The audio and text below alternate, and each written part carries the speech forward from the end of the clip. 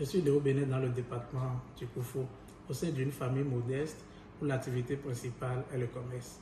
Depuis jeune, j'assistais mon père dans ses activités commerciales. C'est de là qu'est né mon amour pour le commerce. Voyant le développement rapide de la Chine et l'importance des importations provenant de la Chine, j'ai alors choisi de poursuivre mes études en Chine afin d'apprendre le chinois et me lancer dans les affaires.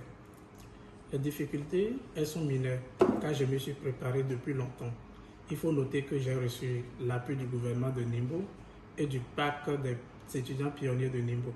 Avec le développement du commerce électronique, la Chine représente un grand atout en ce sens qu'elle constitue une source d'approvisionnement en produits. Donc, aux jeunes Africains qui voudraient installer leurs entreprises en Chine, je dirais qu'il est nécessaire et primordial de prendre le temps d'apprendre la langue chinoise et surtout de bien penser leur projet d'entreprise.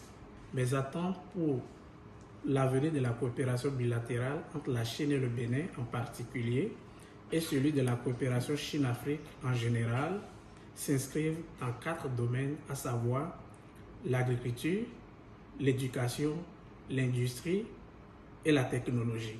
En agriculture, il s'agira d'accompagner le développement agricole en Afrique par le renforcement de la coopération sur les technologies agricoles, la modernisation et la diversité des cultures, encourager les investissements dans le domaine agricole.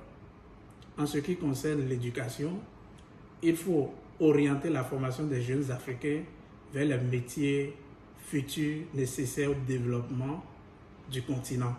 Orienter les bourses d'études vers les secteurs de l'agriculture, la technologie, l'innovation et l'ingénierie. En ce qui concerne l'industrie, il faut accompagner le secteur industriel pour favoriser la diversification économique des pays de l'Afrique.